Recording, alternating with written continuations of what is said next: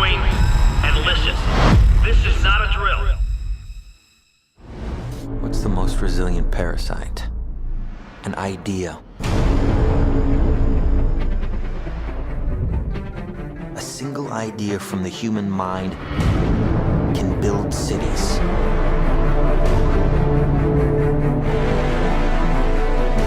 An idea can transform the world and rewrite all the rules. Which is why I have to steal it. He's hiding something and we need to find out what that is. We gotta break out of here. Give him the kick!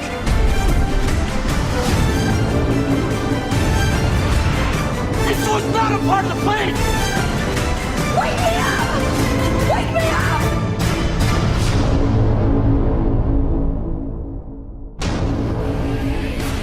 I know we have still not shattered that highest and hardest glass ceiling, but someday someone will, and hopefully sooner than we might think.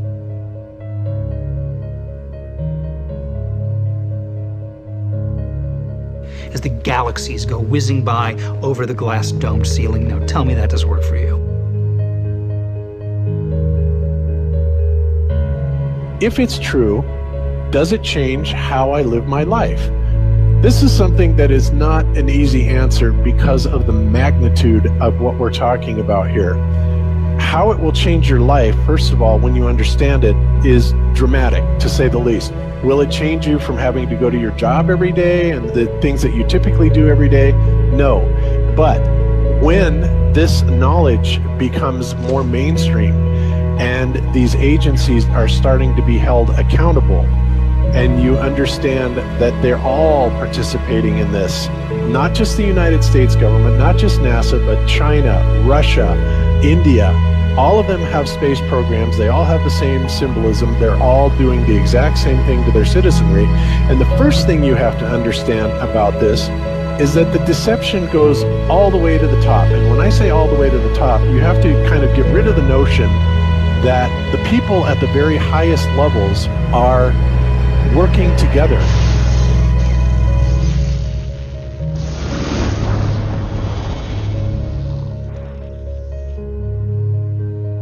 Why would they do this? Why are they trying to hide the fact that we are on an infinite plane or on a flat earth rather than a ball? Well, if you isolate people into the idea that they're on a blue marble that's in the middle of a universe that is really insignificant and there's thousands or millions and billions of other worlds and possibly other civilizations, that makes most people think that we are insignificant and that we did actually come about as some sort of an accident.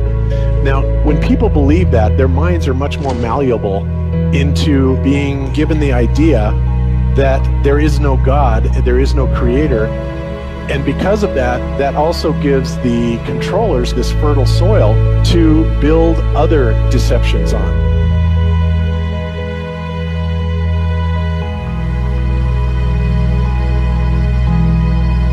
Why do you think that Truman has never come close to discovering the true nature of his world until now? We accept the reality of the world with which we're presented. It's as simple as that. It's about total control, mental, physical, spiritual, every way, shape, form possible. You have to remember how big of a conspiracy this is. This isn't talking about just the JFK thing or isn't talking about just 9/11. It's on an umbrella kind of system to where it is the biggest deception that there is. It actually exposes every other deception, and nothing else brings down the power of the elite because it really exposes education, science, the economy, television, museums, universities. Think of all the things that have been fooled. I feel worse for the people that are out there building satellites, the people that are out there actually working for these space agencies, the people out there teaching in schools as professors, because they would all come to the conclusion eventually, once this gets out, that they've all been contributing to the lie. Why do you believe what you believe? Prove it without using NASA or any other space agency. the government or military of any country in the world. Why would I say that? NASA has been proven to be liars time and time again. I could spend a whole weekend here showing you the lies of NASA. How many of you believe your government is 100% honest and can be trustworthy? And how many of you know the military answers to their government? Okay, so if those three sources are all proven liars, why would you trust them? Fool me once, right? Shame on you. Fool me twice, shame on me. I say, continue to believe pathological liars and you're an idiot. But that's what we've all done. And so, I look at these stuff, we've all seen the textbooks, we've all seen the videos and movies and all these things, and there's so much of it. Do you know what the budget NASA has? You know how much they get? How much money they get? Have you seen the movie Gravity? Okay. That's made for about $100 million, give or take. And if you saw the movie Gravity, that was pretty impressive. I saw it on IMAX, big screen, like, wow. I mean, I felt like I was with Sandra Bullock flying around in space, freaking out myself. Okay, this is what they're able to do with $100 million. What are you able to do with tens of billions of dollars a year since the 60s? Now, in my opinion, we're being lied to not only about the shape of the Earth, we're being lied to about the very nature of reality itself. In 1954, Admiral Richard Byrd, a highly decorated naval officer, conducted an interview where he alluded to the idea that there may very well be land beyond the poles. Admiral Byrd, you've been to both the North Pole and the South Pole. Is there any unexplored land left on this Earth that might appeal to adventurous young Americans? Yes, there is. But strangely enough, there's left in the world today an area as big as the United States that's never been seen by a human being.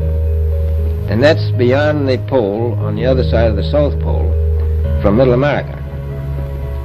And I think it's quite astonishing that there should be an area as big as that unexplored. That's a tremendous So challenge. there's a lot of adventure left down at the bottom of the world. Admiral, do you hope to see that? We don't know. That's the big problem. We don't know where we are. Okay? That's what we're all trying to figure out here. But there is the Antarctic Treaty where, 53 or so nations have signed saying that no one's going to lay claim to Antarctica and that there are massive restrictions for travel there. You can't just get up and go to Antarctica on your own. You have to have a tour guide with you, and there are only certain entry points, and there are limits on where you can go search. Personally, I think the unconquered South Face is the only one worth scaling. It's a 20,000-foot sheer wall of ice, but that's never stopped me before.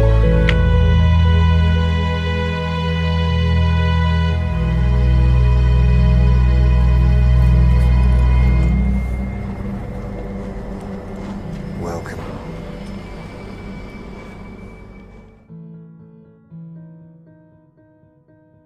No, I just want to stand on top of the wall and piss off the edge of the world.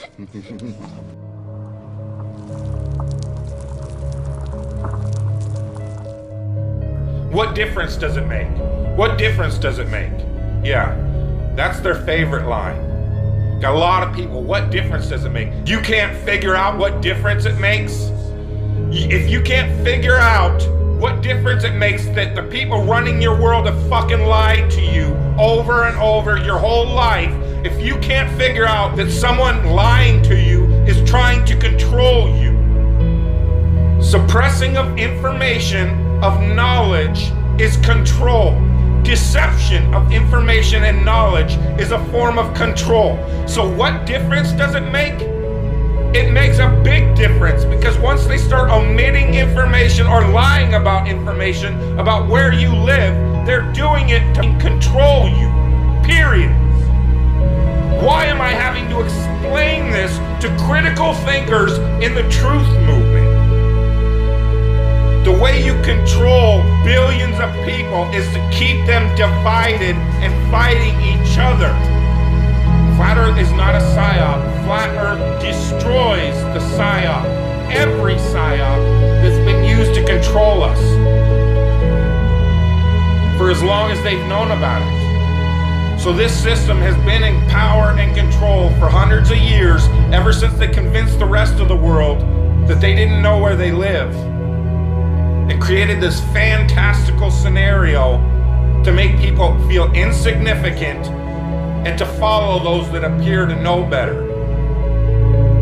Why is the flat earth so important? Because it shows the deception. And if everybody would just come together and demand answers, they would be in checkmate. They would not know what the fuck to do. Train up a child in the way that he should go, and when he is old, he will not depart from it. I believe that's why we have so many who are indoctrinated to still believe and fight so hard for the heliocentric model. The reason being is because we've been taught the globe model since before we had the ability to think for ourselves. Think about that. Before you could think for yourself, before you could form rational thought, you've been taught that you live on a spinning ball, although your five senses tell you something totally different. Our senses tell us that the earth is flat and stationary, that the sun and moon and the stars rotate above us just as we see, that they make their annual cycles in such a way that we can calculate days, months, and years of the passage of time, just like in Scripture. The earth in itself works like a well-designed timepiece, and we all know that any timepiece that we can think of has a designer. What if the lie is to hide the existence of that designer? What if they're lying to us about this because they're hiding God?